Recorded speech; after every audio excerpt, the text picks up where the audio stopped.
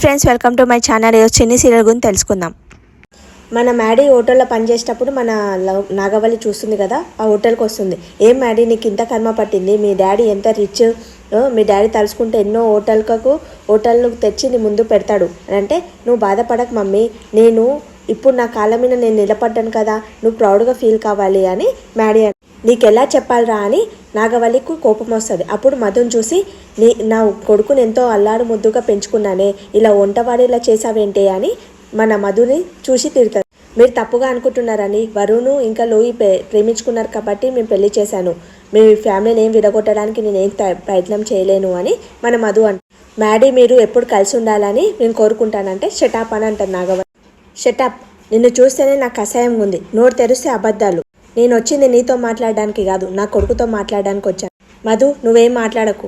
Maddy, నువ్వు నా మాట విను నాన్న, మన ఇంటికి వచ్చేసేయి. నేను ఇంటికి రావాలంటే వరుణ్ బావ మ్యారేజ్ అనేది యాక్సెప్ట్ చేయాలి, అప్పుడే నేను ఇంటికి వస్తాను.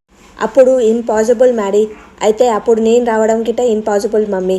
నన్ను నమ్ముకొని వచ్చిన వాళ్ళని నేను మధ్యలో వదిలేసి నేను రాలేను మమ్మీ. ఇదే మాట వెళ్ళి మీ డాడీకి చెప్పు. మమ్మీ, నా కోసం డాడీ వచ్చాడా, డాడీ అని వెళ్తాడనమాట. వెళ్ళగానే మధు అంటుంది, మ్యాడీ చేసింది తప్పేం లేదు, అంతా చేసింది నేనే తప్పు చేశానని నాగవల్లికి మన మధు చెప్తాడు.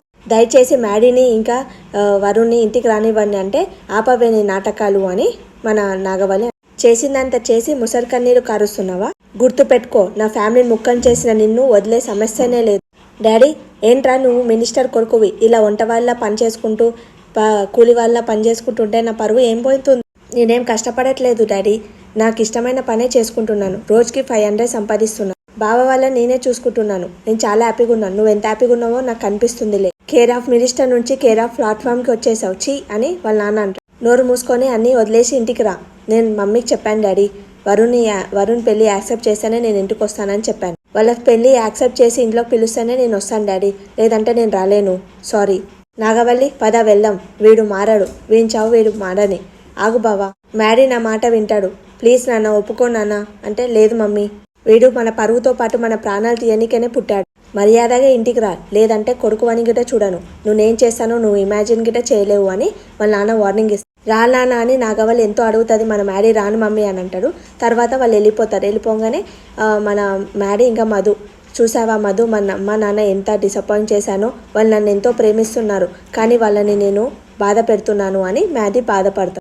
ఇదంతా నా వల్లేనే జరిగింది మ్యాడీ, ఎందుకంటే నేను లోకి వాళ్ళ పెళ్లి చేద్దామని ఆలోచించాను, కానీ ఇంకోసారి గురించి ఆలోచించాను, పరువు మర్యాద పోతుందని, నా వల్లనే ఇదంతా జరిగిందని మధు బాధపడు. నేను ఆలోచించింటే నువ్వు ఇప్పుడు మీ అమ్మ నాన్నతో హ్యాపీగా ఉండేవాడు, ఇన్ని కష్టాలు పడుతూ ఉండేవాడివి కాదు. నన్ను క్షమించు మ్యాడీ, నన్ను క్షమించు అంటే, అది కాదు మధు, ఇవన్నీ మనసులో పెట్టకుండా ఇంటికి వెళ్ళు అని మన మ్యాడీ అంటాడు. అతనికి ఆర్డర్స్ వస్తే అన్నను వెళ్ళిపోతాడు. మధు స్కూటీ మీద వెళ్తూ, నా వల్లనే మ్యాడీకి ఇంత కష్టాలు వచ్చాయి, ఇంత బాధపడుతున్నాడు, వాళ్ళ అమ్మ నాన్నకు దూరం అయ్యారు, నేను ఒక్క క్షణం నేను ఆలోచించింటే ఇదంతా అయ్యేది కాదు అని మధు స్కూటీ మీద వెళ్తూ బాధపడుతూ ఉంటుంది. తర్వాత మన దేవ ఉంటాడు కదా, బాలరాజు ఉన్నాడా, బాలరాజు ఎలా ఉన్నాడంటే, డాక్టర్ డిశ్చార్జ్ చేసుకొని తీసుకెళ్ళమని చెప్పాడు సార్, సరే వానితో జాగ్రత్తగా ఉండండి అంటే, వాడు ఆల్రెడీ సచ్చిన పాములాక సార్, వానితో మేమంటే దేవ ఒక చెంప మీద ఒకటి కొడతాడు.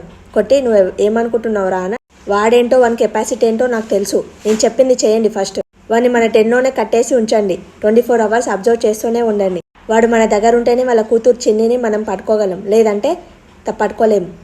దేవని చూసి దేవ వెనక పరిగెడుతుంది, అయితే దేవ చూసుకోకుండా వెళ్ళిపోతారు.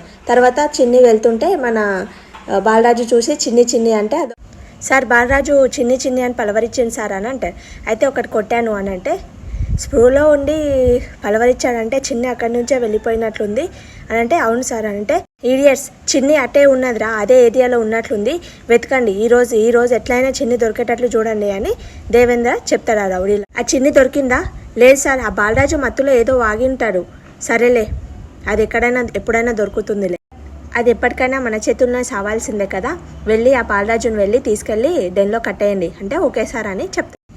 మధు మంచిగా తయారై వాళ్ళ అమ్మ ఫోటోకి దండం పెట్టి వాళ్ళ అమ్మ ఫోటో హగ్ చేసుకొని చిన్నప్పటి జ్ఞాపకాలన్నీ గుర్తు తెచ్చుకుంటుంది. తర్వాత మన మహి ఇచ్చిన గిఫ్ట్స్ ఉంటాయి కదా, బొమ్మ ఇంకా లాకెట్, అది తీసుకొని, మహి మీ నాన్నని చూశాను, కలుసుకుందాం అనుకున్నాను కానీ కొద్దిలో మిస్ అయిపోయాను అని మన మధు అంటుంది ఆ బొమ్మను చూసి. నువ్వు గిట ఇదే ఊర్లో ఉండొచ్చు కదా మహి అని అనుకుంటుంది. అనుకోవడం వాళ్ళ అమ్మ పిలుస్తుంది, వెళ్ళి తులసి చెట్టు దగ్గర దీపాలు పెడదాం నడవండి అని అందరు తయారై ఉంటారు. వాళ్ళు వెళ్ళి పెడతారు. అమ్మంటుంది నువ్వులోకి అక్క చెల్లెల్లాగా కనిపిస్తున్నారు అని అంటది.